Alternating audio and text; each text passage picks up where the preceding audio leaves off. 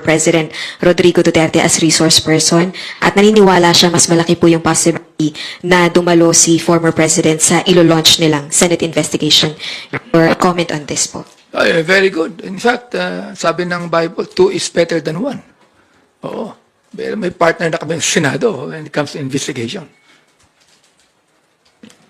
How about yung possibility na humarap mismo si former President sa kanila and yet dito sa atin po sa Quadcom? It seems like yun po, although nagbigay na po ng statement si former President na willing siya na umaten, pero mas malaki yung possibility sa Senate siya humarap.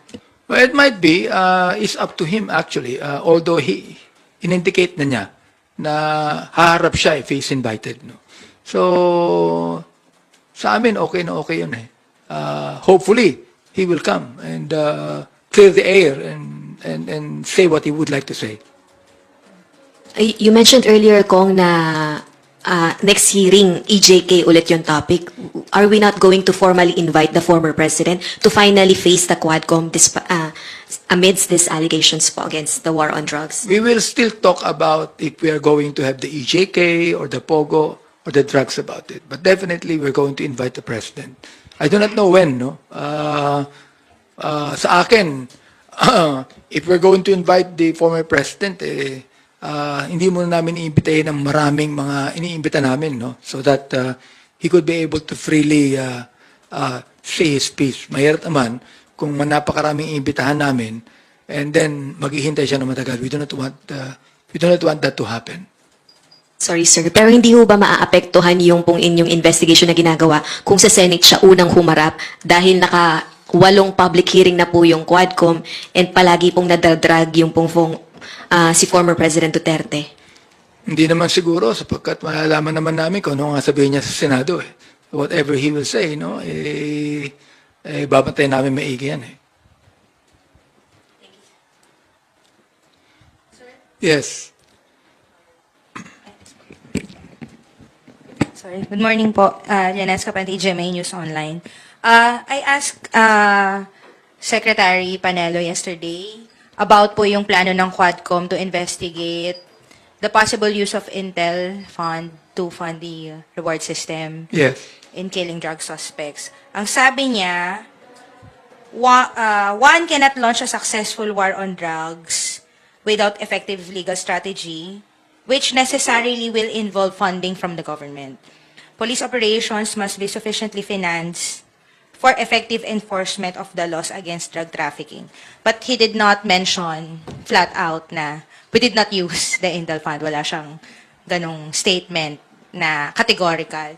Do you think, how do you find that statement? Is that statement, lack of categorical statement, just confirms what the others have testified po sa Quadcom? Yeah, I respect his own legal opinion on that. No?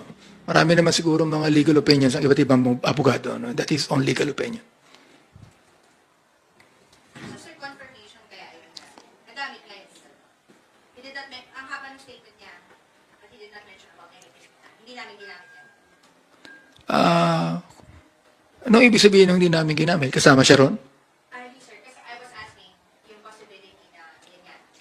I asked him, sir, di namin po yung legal fund, you know, for the police operations and the war on drugs. Hindi niya, dun sa mahaba niyang statement, hindi niya sinabi yung intelligence fund. Palagay ko, it will depend upon our investigation. Sir, sorry. Follow-up lang po dun sa question about Bato. Maglo-launch sila ng sarili nilang investigation po and invite si PRRD. Tingin niyo po ba magiging fair si Senator Bato dun po sa magiging pagdinig ng Senado, lalo na siya mismo po yung nadidiin sa issue ng war on drugs? Hindi. Paano niyo ba nasabi, sir?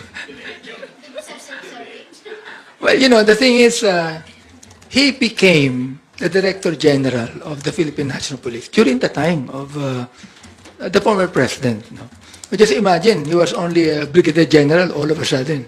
Nagdagdagan siya ng star, no?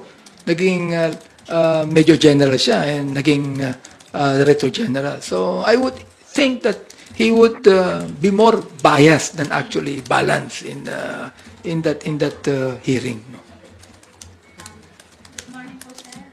Sir, how about po yung mga narco generals? Are you going to invite them? Wala po kasing na-file na case at wala din pong nailutang na evidence.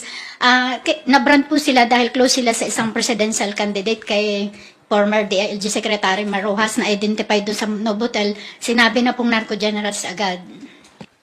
Pag amin na pong iimbestigahan ng drugs, dangerous drugs, palagay ko, we will now be able to know and invite who the narco generals are. At this point in time, hindi pa masyado namin pinag-uukulan ng pansin yan. Good morning, Kong. Yes. Here, right here. Sir, so are you seeing conflict of interest sa investigasyon ng Senado or their planned investigation dito sa war on drugs? I really do not know if most of the senators would agree to it. No? Sinabi lang yan ng isang senador. So, there might be, but we do not know. No? We still have to wait until such time that will happen. On the details lang po nitong pagtap ng AMLC sa investigasyon ng Quadcom, nag-reach out na po ba ang Quadcom to the AMLC? And on the particulars po, kani-kaninong bank accounts po yung titingnan? For example, dun po ba sa mga involved sa killing, for example, ng 3 Chinese within the Davao Prison and Penal Farm? Or dun sa mga involved kay Wesley Barayuga? We have always invited the AMLC to come and be in our hearing, no? Because of the POGO, yung money trail ng POGO. Hindi pa namin sila natatanong kung yung money trail that happened in the EJK operations. Ngayon pa lang. Kaninong transactions po yung particular? Yung transactions? Kaninong particular transactions po yung titingnan, sir? on the basis of the revelation of Colonel Garma.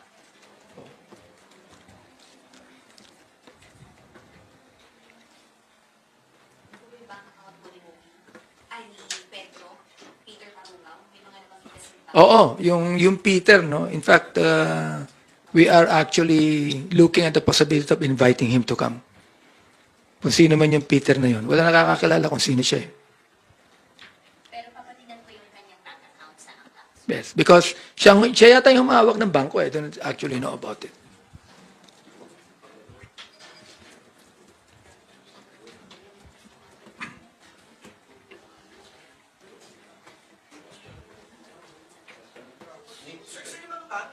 Yung mga banks, kapatawag din ba natin? Kasi doon sa affidavit ni Garma, naka-specify yung mga banks eh. May mga banks po na specify doon sa affidavit. Papatawag din po ba natin sila?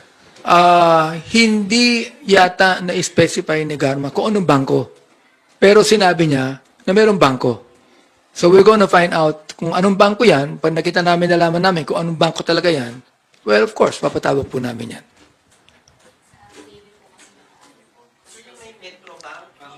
Kung naka-specify yan, we will call on them. Definitely. You don't see naman na magiging hurdle yung bank secrecy law?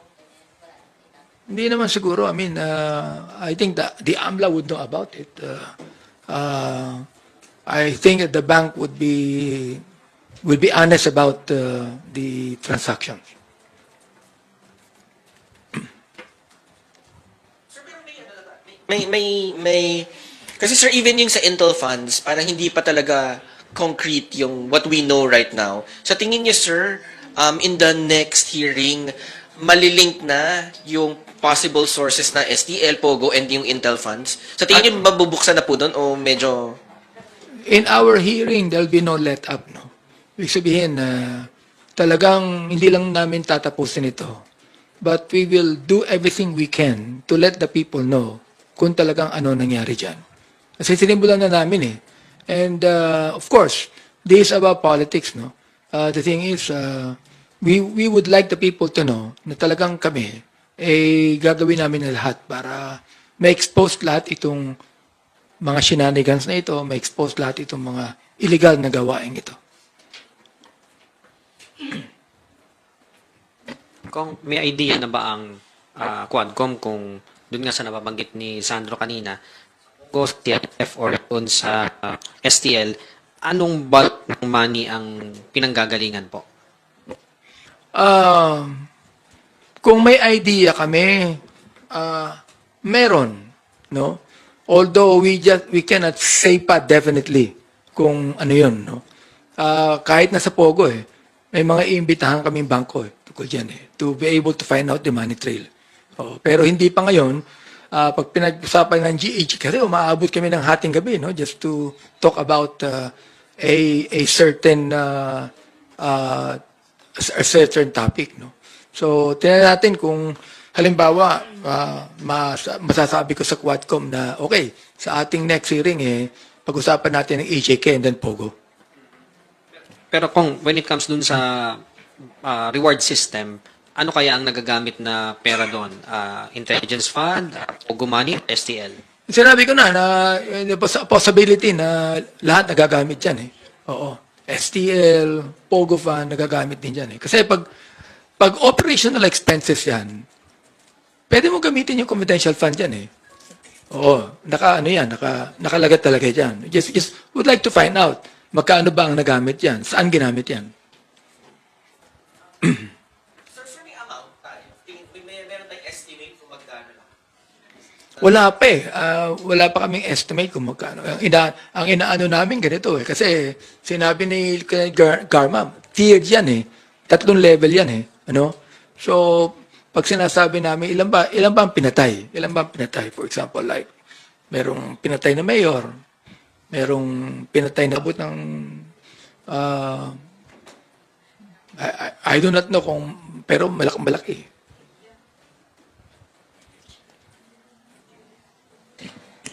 Hi Sir, Mela from PTV po. Sir, yung dalawang bills na final ng Quad Committee Chairman, kailan po kaya masusunod? Kasi nababanggit nyo sa mga pagdinig, marami kayong inaay na panukalang batas na ihain mula dun sa mga natutuklasan nyo sa mga pagdinig. Kailan po kaya yung susunod na magiging paghain ng mga panukala ng Quadcom? At ano-ano yung mga susunod pang panukala na ihahain pa natin mula dun sa mga naungkat natin sa investigasyon? Pinag-aaral na namin yung pangatlong batas on the espionage bill.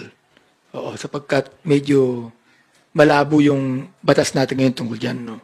So pinag-aaralan po namin kung ano ang may dadagdag namin or we could be able to amend the espionage law right now.